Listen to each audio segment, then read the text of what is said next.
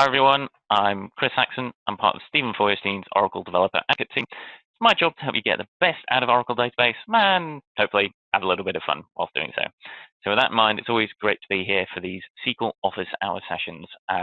This is your chance to kind of ask some questions you might have about SQL, but I'll also be covering a particular topic. This week, I'm going to be looking at some pure SQL awesomeness, looking at some amazing features. That's the row pattern matching clause we added in 12c, and how you can combine that with SQL Macros, one of the coolest, newest things in Oracle Database, to make reusable SQL fragments or reusable functions involving SQL Macros. I will put the disclaimer up here for this one because there is a little bit of stuff which is in the future, but for the most part, this is stuff you can all use today. So thank you all for joining me. It's great to see you here. So, if most, perhaps all of you, have been under lockdown or some kind of restrictions in recent months. And, I'm no exception. Past few months I've been stuck at home.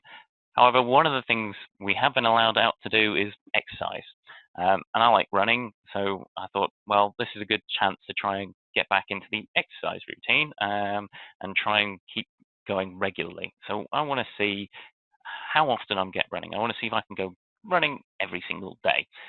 So what I'll do, fairly straightforward, I'll have a table, record the date I went for a run, distance and time, and so on and so forth.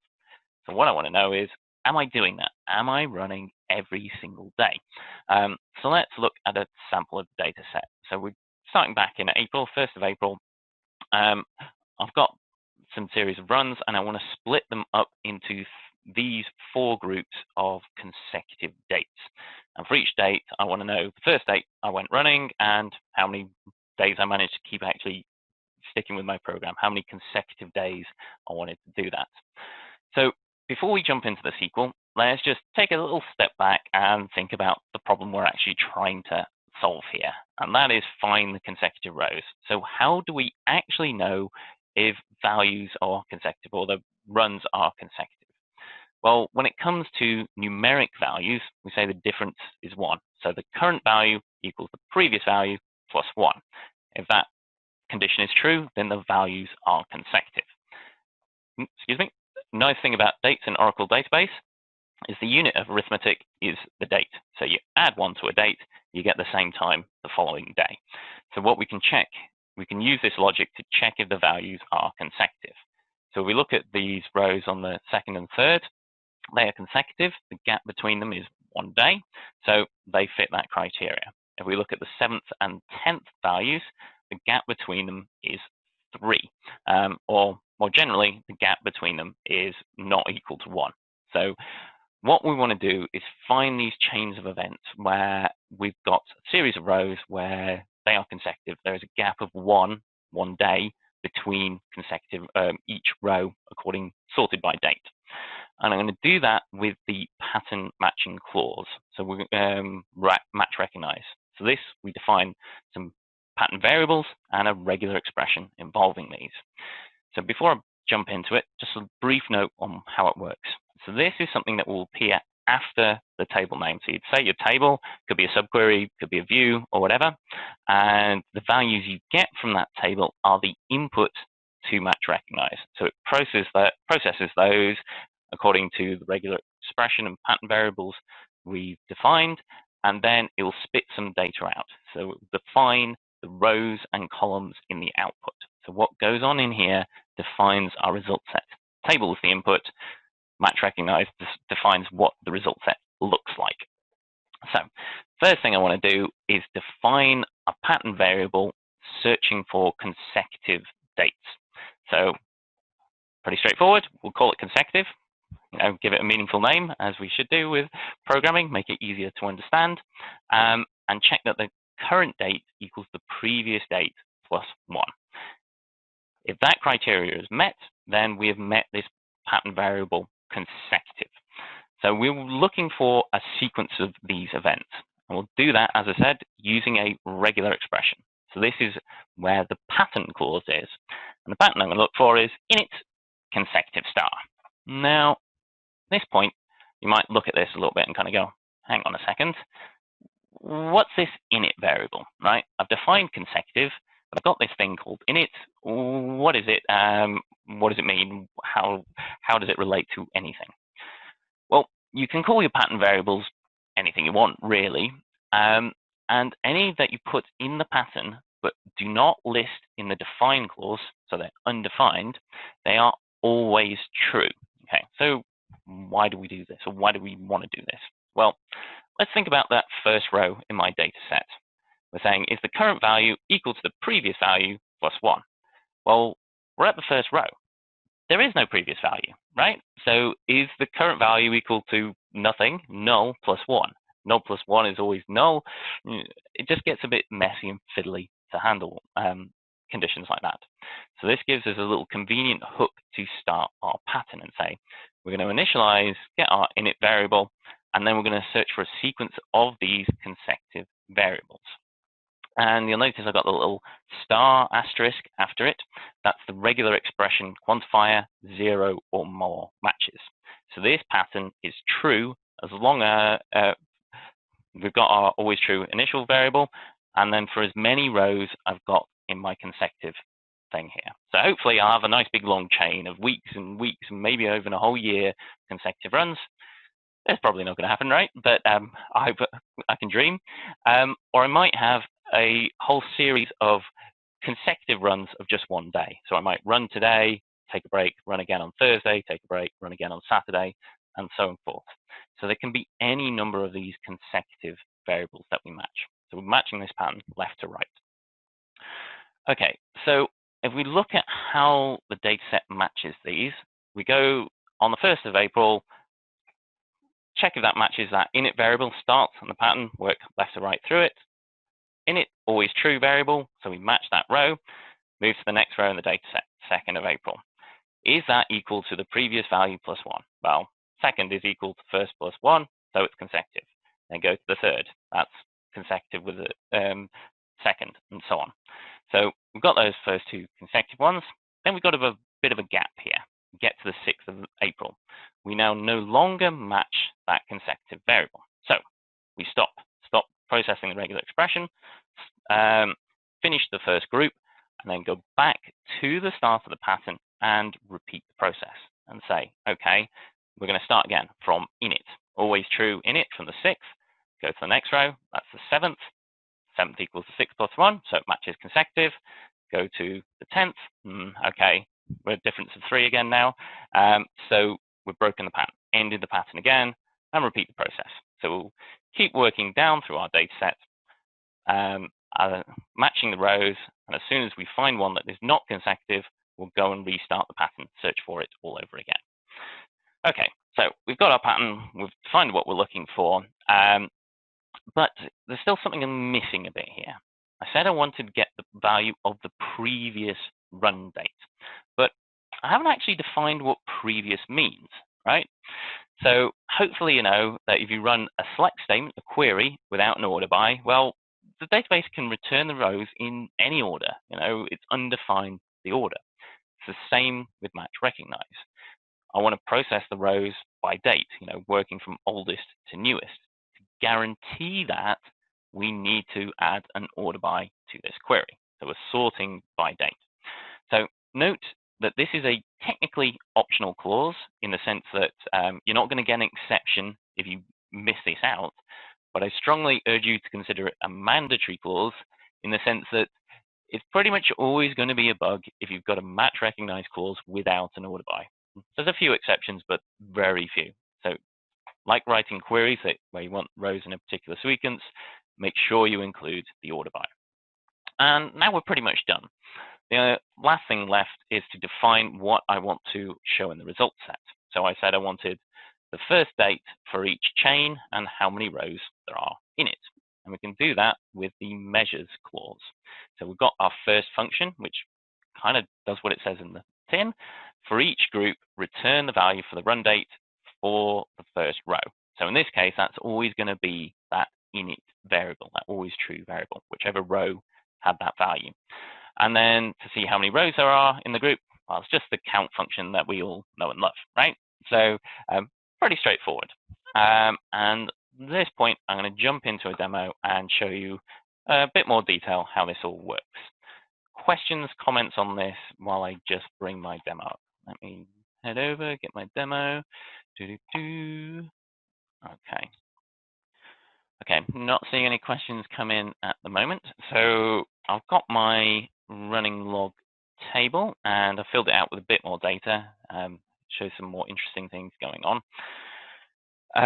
So what I'm going to do is run that query, sort by date, first and last consecutive rows, and we do that and we can see we split the data set into those groups, and there's also a final group on the end where I've actually managed to stick with my plan here for a bit longer, run 6 days in a row rather than just 3. So trying a bit harder, maybe, something like that. Okay, so that's pretty straightforward. But there's a lot of other things you can do with this clause. So at the moment, all we see is the first date in each group and how many days there are in it. What if I want to show every single date in the results? So I can say how many, each one, and which pattern variable it actually matched. So there is an implicit clause in match recognize where by default, all the rows in a group will be collapsed down into one row in the results. So if I've got a chain where I run, I don't know, 30 days in a row, so they're all matching consecutive, I'll only get one row in the result set. So it works a little bit like group by. If I want to show all those individual rows, I want to set this to all rows per match. So that shows each individual row in the result set. I'll also want to show which pattern variable it matched, init or consecutive. And we can do that with the classifier function. So that returns the name of these variables. So another good reason to give these meaningful names, aside from making your SQL easier to understand, is you might want to expose these in the result set. So otherwise, this is all the same. I've just added these to the previous query. So I'll run that, and you can see now we've got all the individual rows. Also, something a little bit interesting. I only actually defined 3 columns in my measures clause. The first, count and classifier. So that is the start date, days, and variables. But we've got all the other columns in the table as well.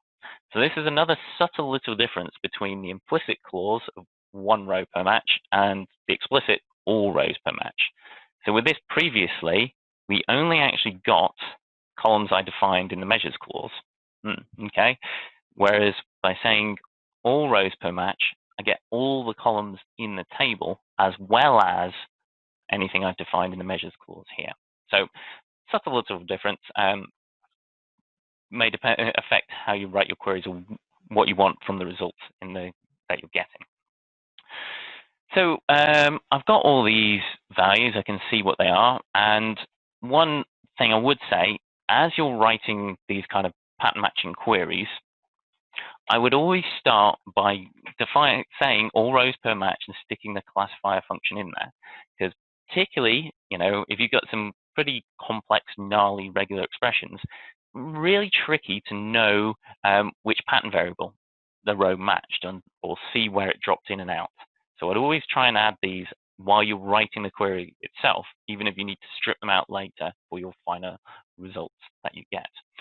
Okay, I see a question from Niels Hecker. What is the order of the columns at all rows per match? So that's a good question, because the order here is a bit weird, right? So we've got the columns I've defined in my measures clause.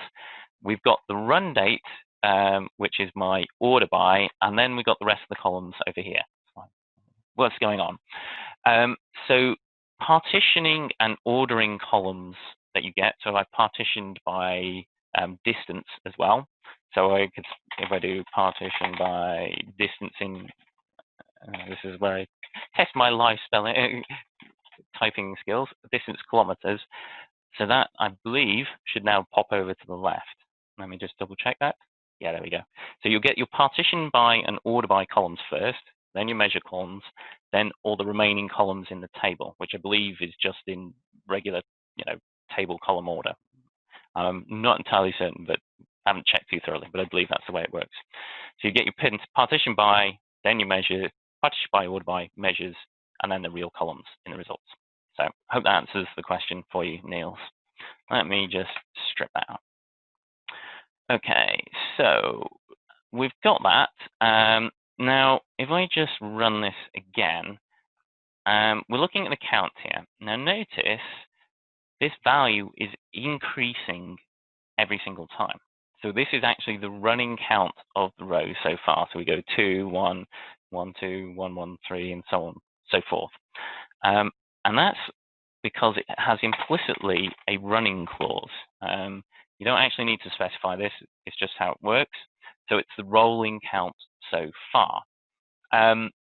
What if we want to show the last value? So we've got 3 rows in this group. I just want to always show 3 on there. I don't want to see this running count because it might be a bit confusing to users or something like that. I just want to see always the final value we get. Well, we can do that. Instead of running, there is another clause, a final clause, and that gets you the value of the last row in the group. So we do that, and you should now see that I've just selected the individual columns here. Sorry, pull those up just to make it a bit clearer what's going on here.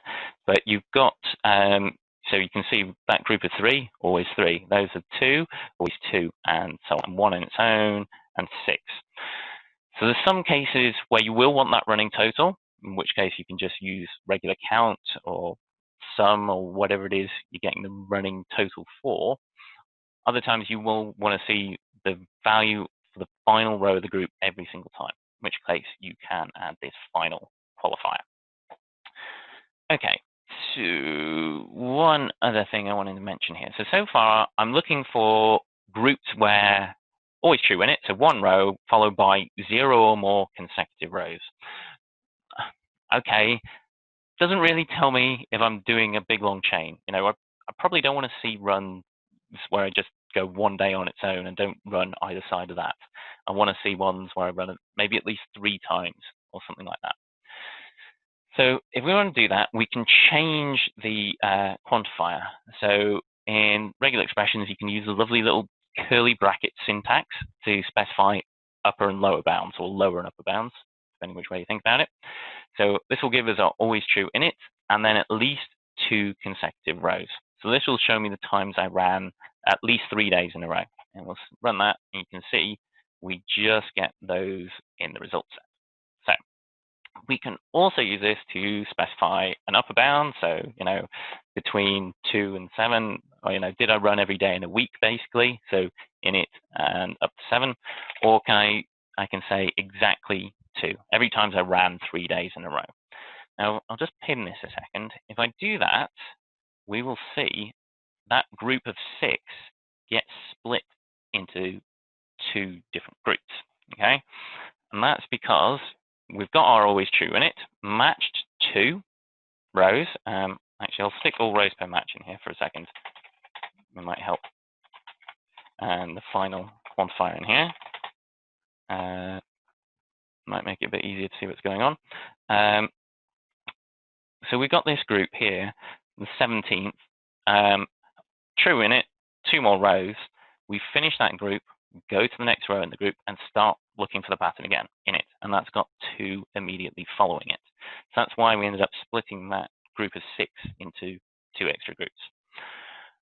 Okay, so there is a lot of cool, powerful, funky stuff that we can do with this.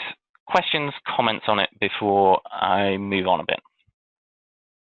A lot of thumbs up for Neil's question on what the order of the columns.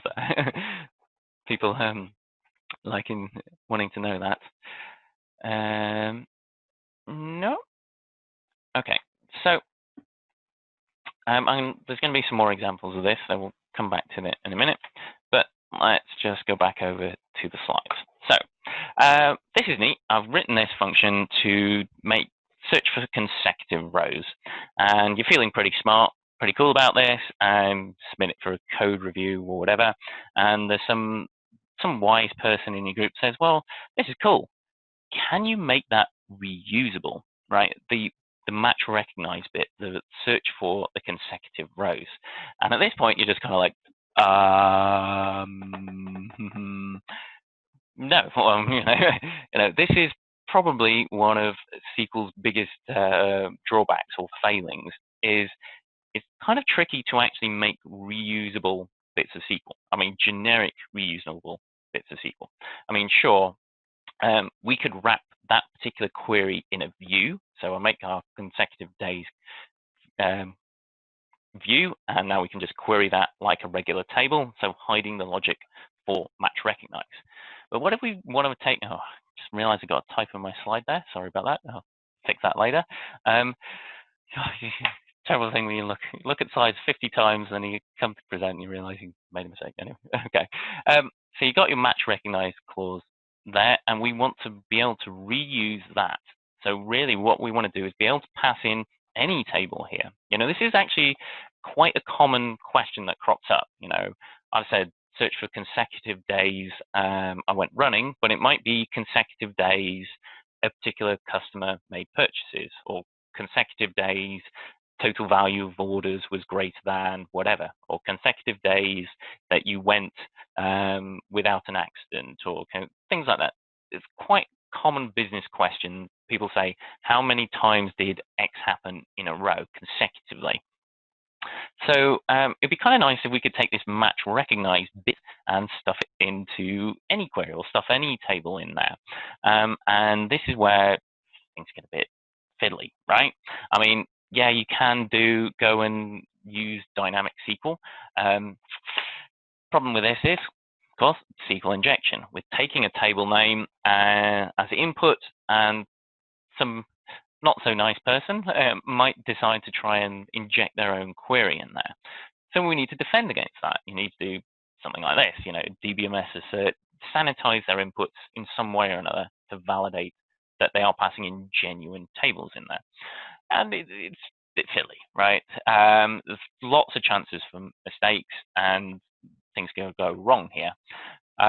Plus, at this point, we've just opened a cursor. We still actually need to kind of make a way to generically return that. I mean, you can wrap this in a table function around this, so you can use it in SQL queries and so on. It's good, but it's all a bit clunky and a bit fiddly. SQL Macros fix this problem at last, solve it at last. So this is something we've added to the SQL engine. So, and very quickly, there are two types of SQL macros. So the table macros and scalar macros. So table macros are ones that you will use in a from clause. So instead of a table view subquery. Scalar macros are ones that you can use everywhere else. So basically everywhere else it's legal to use a PL SQL function. So the select clause, the where clause, order by, and so on. Today, I'm going to be focusing just on table macros for two reasons.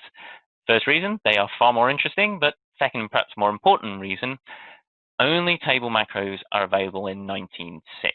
Okay, so SQL Macros was originally a 20C feature. Table macros have been backported to 19C. So if you're lucky enough to be playing on 19C, you can go ahead and use this now. Scalar macros, you're still going to have to wait for 20C. So that's going to be some point in the future. That's my safe harbor disclaimer on that one.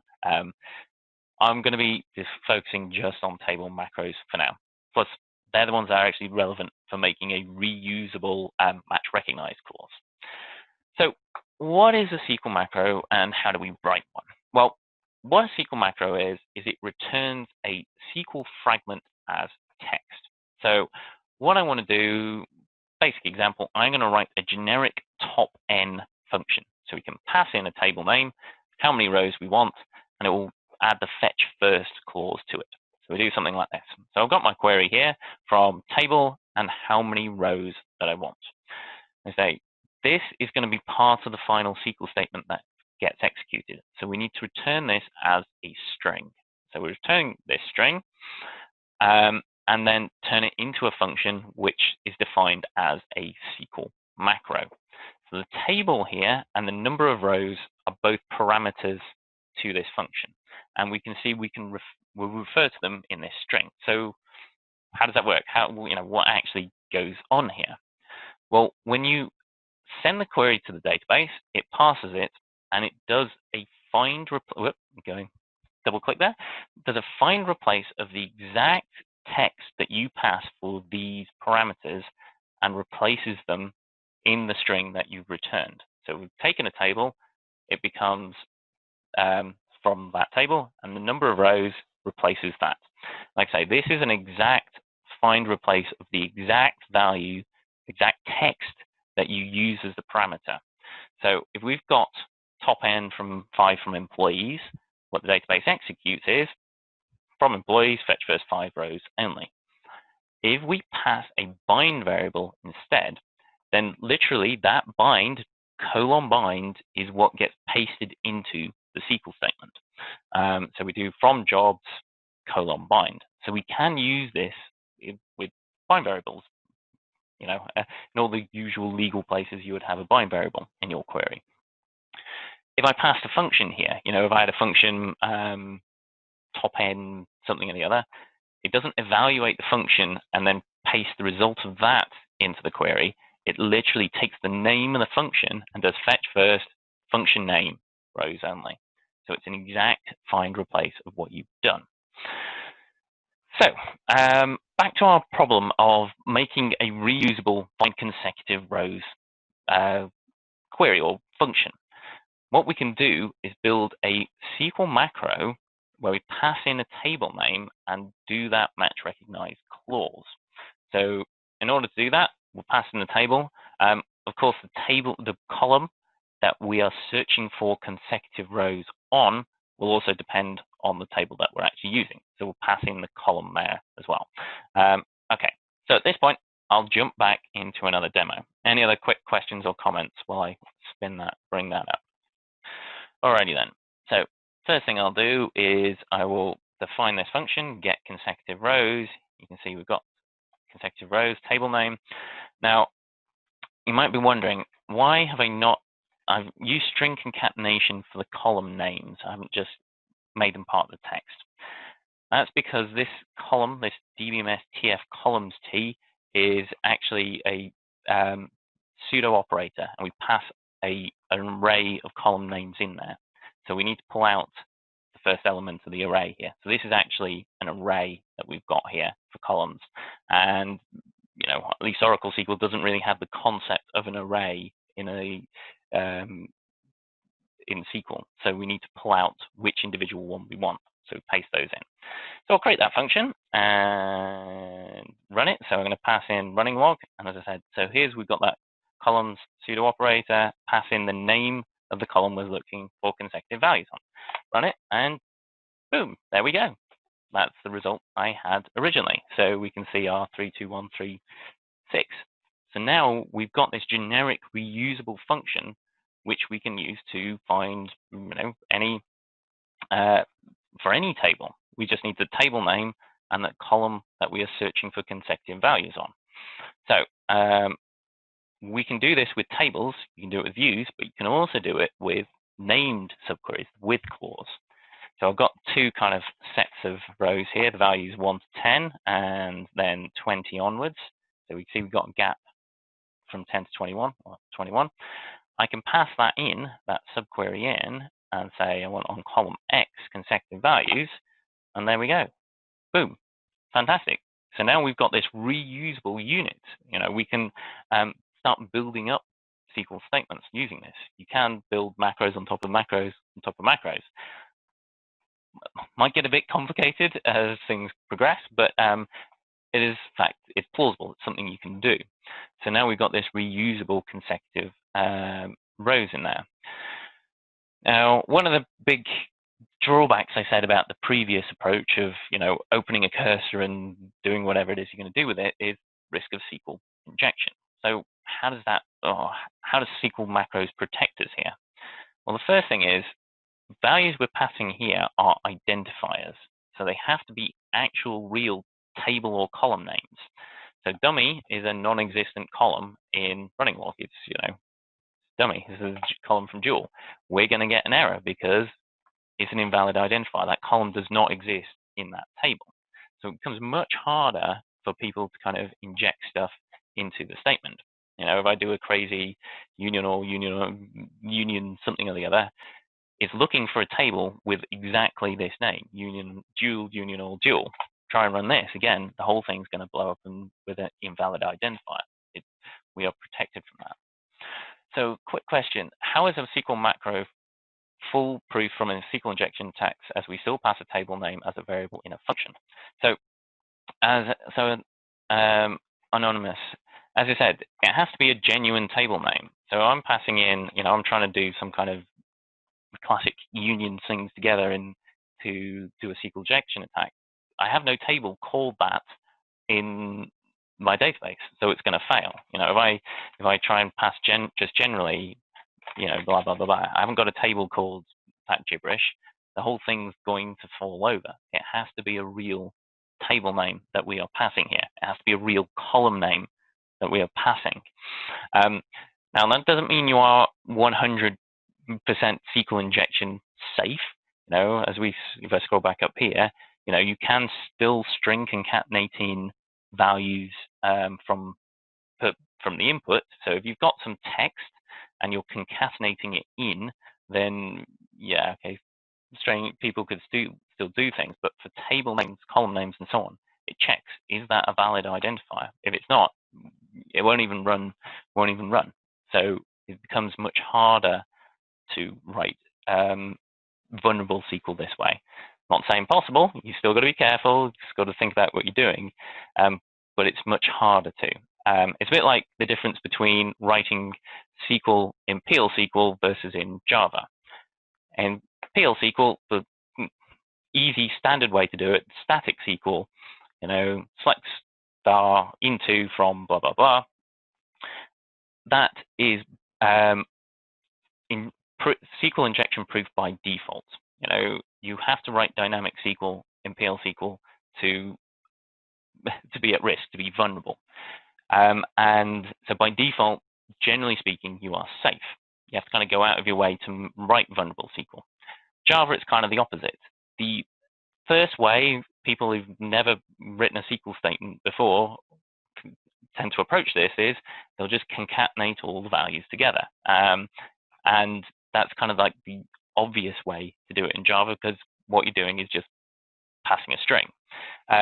So it kind of flips the default behavior here. So it's similar with a SQL macro. I'm not going to say you can't be vulnerable to SQL injection. It's just harder. By default, you're not going to be affected by this. So I hope that answers your question. Anonymous, any other questions or comments on this before we move on? So one of the things you might be wondering is, what the heck, or how do you know what actually is being executed here? So we've got this SQL fragment, and the database is going to find and replace these values for us into that final SQL statement. Well, what actually gets executed by the database? So if there's this DBMS utility function which has been around for a little while, which you can use to do things like see what the query in a view is and so on, we can also use it to expand out a SQL macro. So we'll do that, and you'll see this lovely blah, blah, blah. It's a bit tricky to see because it all just pastes it on one line. So I did pull it out earlier and do a little bit of formatting on it. So you can see you've got, got your query, got match recognize, got our table that we passed in here. See, it's qualified it with the schema name and so on. So you can get the actual SQL statement that you've executed using this expand SQL text. You can see what's really going on here. So what do we think about this? Good, bad, different? Thumbs up, thumbs down?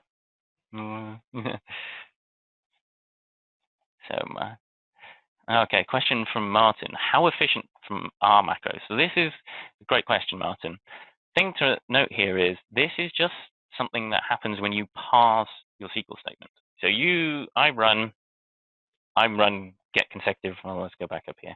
I run this. When we first submit it to the database parses it and turns it into this big SQL statement. So it's exactly the same as if you had handcrafted this big SQL statement yourself. So this is another big advantage of SQL macros is from a optimization performance perspective, it's just like running the regular SQL statement. So I'm not sure what the parsing overheads are. I haven't really tested them, but it's just a one-time hit when parsing the SQL statement. From then on, it is exactly right running this SQL statement. So it's the same performance tuning, whatever, that you would go through to tune this individual SQL statement. The macro itself is effectively gone at that point. It's just regular SQL at that point. So it's, how efficient is your SQL? How good are you at writing and tuning SQL is really the question there. So there is very little overhead with these. Nipun, is there any limit on the number of rows for SQL macros? I'm not sure what you mean by number of rows. What number of rows that the query returns or outputs for the function? So, I mean, here I've got the function returning a varchar2.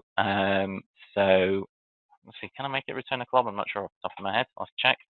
Yeah, I can only return character. Can't return a club at the moment. So the text of this has to be within the varchar2 limit. Admittedly, even if you're 4,000 bytes of SQL, that's a lot of SQL, and you can nest them on top of each other if somehow you blow out that limit. So in terms of the SQL return, it's those limits. In terms of number of rows for the SQL statement, it is just SQL, right?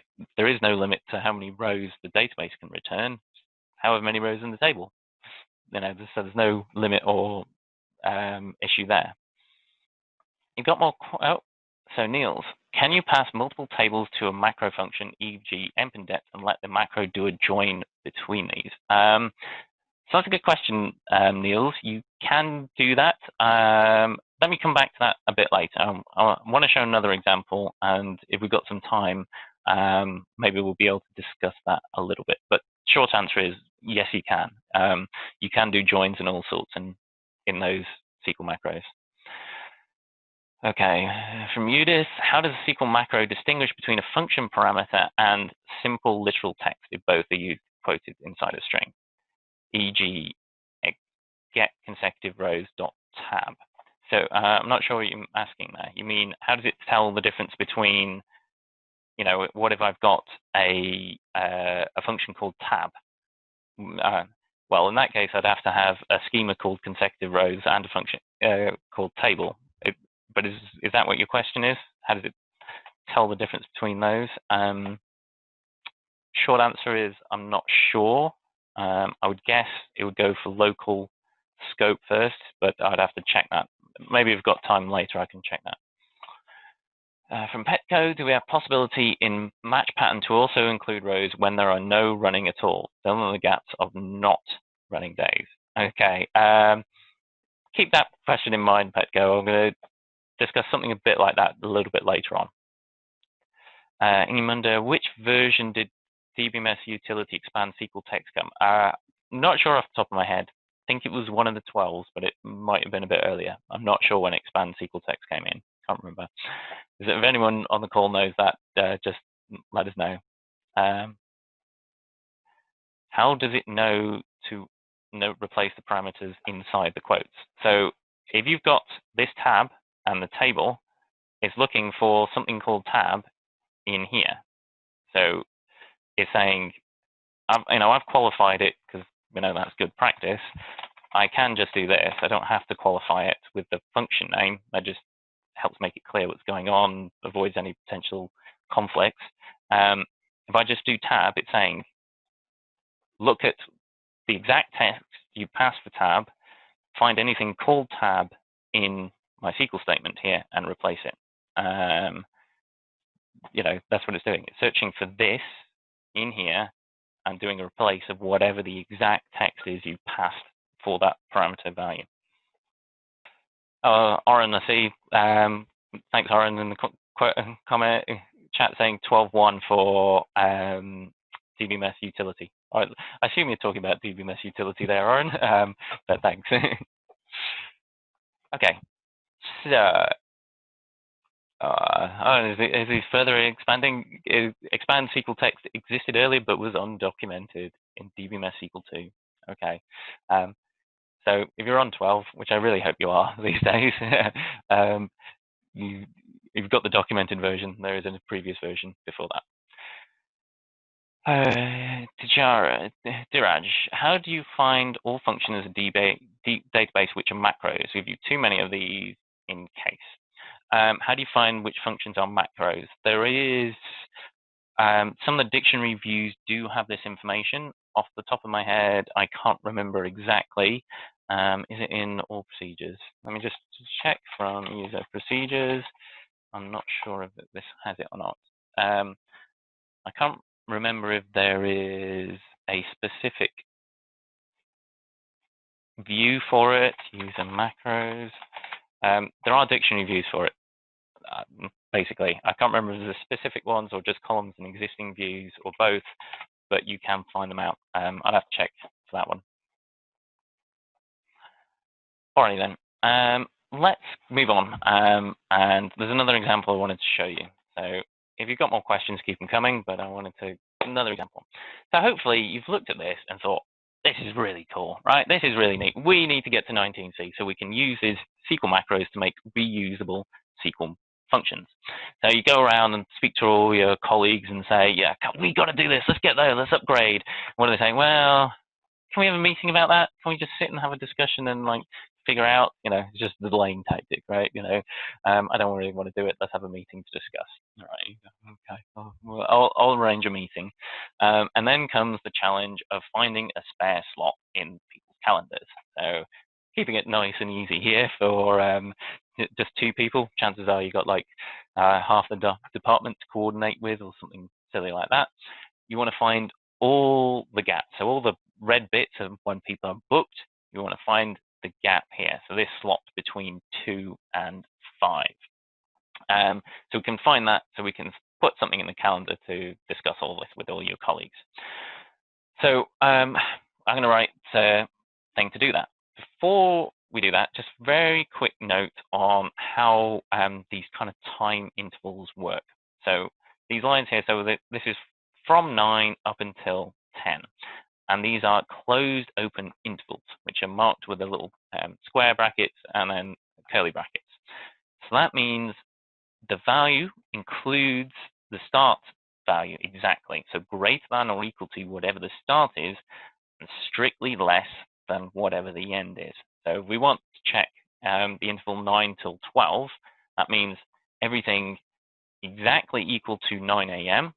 up until everything just before noon, okay, but not including noon.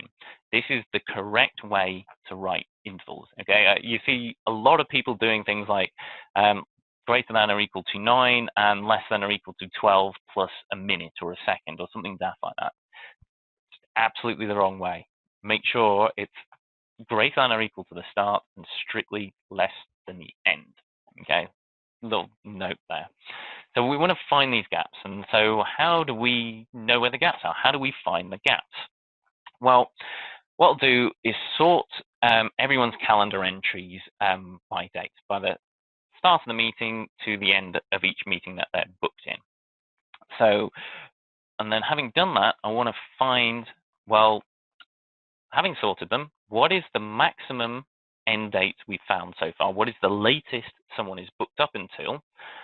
And then look at the next row in the data set. Is that earlier than the next start date? If it is, we have a gap and we can book that slot and start discuss upgrading and doing this. So if we look at that little calendar I had a minute ago in a more tabular form, we've got all these times. So starting at the top, the running maximum so far for the end date is 10. So someone's booked from 9 until 10. And if we compare this running maximum to the next start date, that is 9 a.m., so the running maximum is greater than the next start. So we don't have a gap here. Move to the next one. Max end is 12 now. Compare that to the next start, 10. Again, not got a gap. Move down to the next one. Now note, at this point, this is the running maximum so far. So this meeting ends at 10:30. We compared 1030 to 11. Well, that's less. So it looks like we got a gap when in fact we don't at all. We need to stick with this maximum, running maximum of the 12. Check is that, do the check, that's greater, so there's not a gap. We'll kind of work our way through the rest of the data until at last we get down to this one here. Maximum so far is 2 p.m. Compare that to the next starting date, 3 p.m. Fantastic, at last we've found a gap in the data, so we can book that time slot. So now we need to write some SQL to do this. So using match recognize, this is going to form the basis of the pattern variable we are looking for. Is the running maximum so far less than the next start date we have available? That is the pattern variable. So we're going to define that as there is a gap as the max is the end date is less than the next start date. So this max is the running total so far. You can also use the other aggregates such as count, sum, and so on. So you can do running totals. Is the total value of orders so far less than 100? Things like that. So this is a running total. Done that, and now the pattern we're going to look for looks a little bit scary at first. Okay, pattern is this. Looks scary, but it's a bit more straightforward. So obviously we want to search for instances of gap, this pattern variable. Or we've got our no gap here. So no gap is undefined, so it's always true. So it will match any row, not matched by gap. But what's with these little funny curly braces, minuses around it? Well, this is the exclusion syntax. So that means if a row matches this pattern variable, suppress it from the results. Do not show it in the result set. And that's because we just want these gaps. We only want to see the gaps. We're not interested in everything else. Suppress the no gaps from the results, and then we'll have one or more of the these rows, all rows per match, because there could be multiple gaps. There isn't in this case, but there could be multiple gaps in our results. Come back in, and we'll get the start date. So the start and end dates flip around here a bit for gaps. So the maximum end is the start of the gap, and the next start is the end of the gap. Okay, so we'll define that and get those in the results. And we want to make this a reusable function, so we'll make a SQL macro to do this. So find the gaps, pass in the table and the date columns of the SQL macro. At this point, I will jump back to another demo, a bit more of a demo. So let me have a look. See a question from Bob Paris, not to distract from the subject. I do most of the work prototyping 18 Oracle XE 18C. This is only available in 19. Correct. Correct, Bob. This is only available in 19. Any chance it or I can retro to 18C? Nope. No. I mean, this is something which was originally a 20C feature, which was backported to 19, just the table part of it. No chance you're going to get it working in 18. Is there a timeline for XE to move to 19? I don't have that timeline. Sorry. Hopefully we will have it sometime, but I do not know when we will have a 19C XE.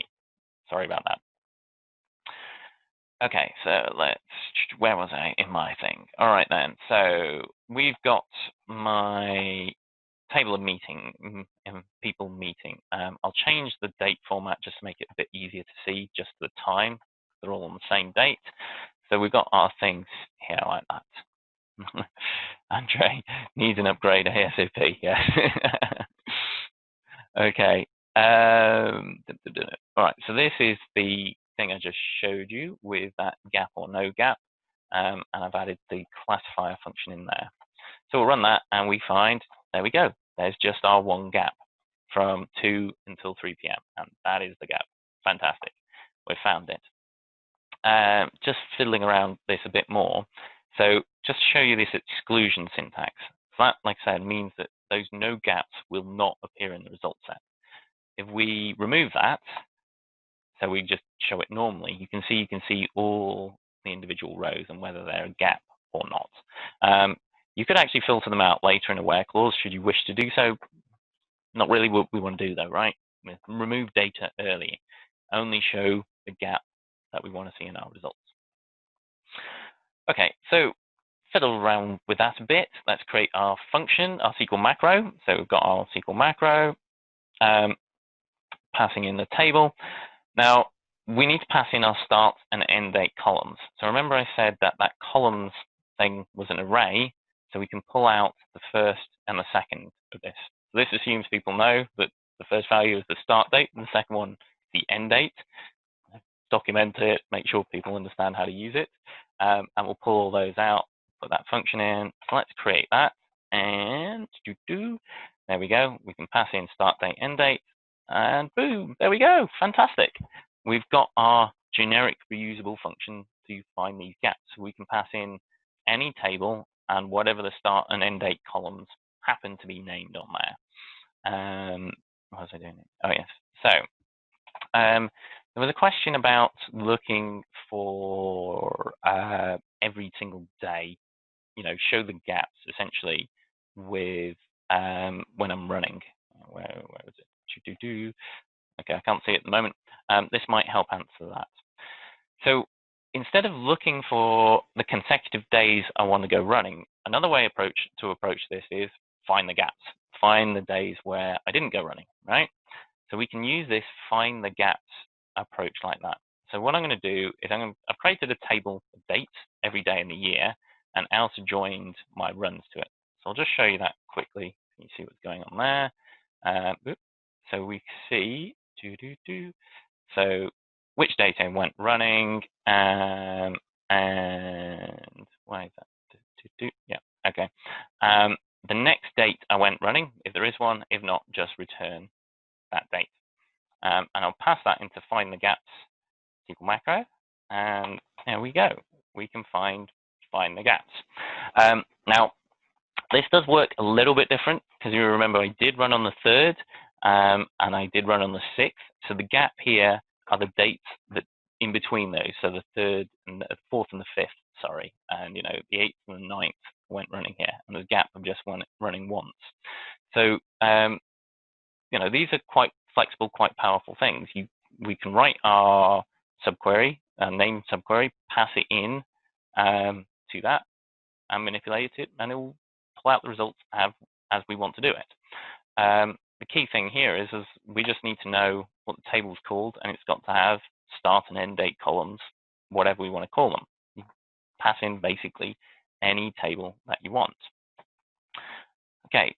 Questions, comments on that? We're getting up to the hour. Let's see the last few questions before we wrap up. So Bob Paris, will there be a transcript of this webinar? Will it include your SQL used in the demos? I like the gap macro. So Bob, this session is recorded, and the recording will be available later this week back on the Office Hours page that you used to access this. I plan on making the scripts accessible on LiveSQL when it is upgraded. Currently, it's still on 19.5, so I can load the scripts in, but they won't work.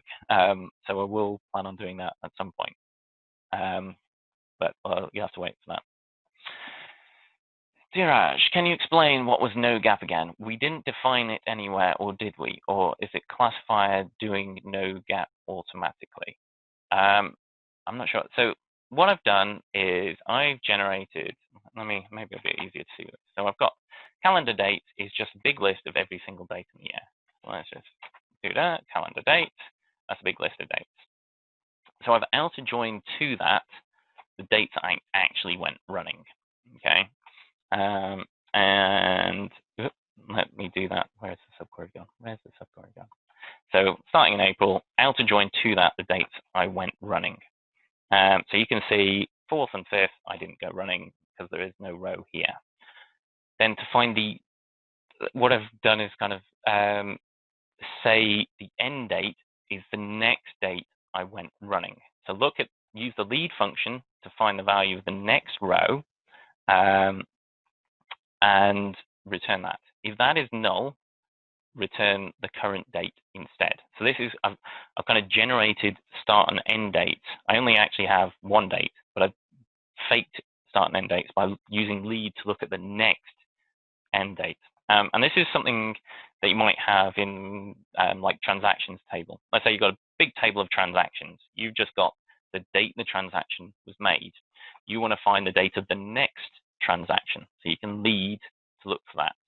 So that gives you a start and end date. You know, what's the gap between customers' transaction dates, something like that. So we've generated our start and end dates, and then passed that into my find the gaps, and just using those columns.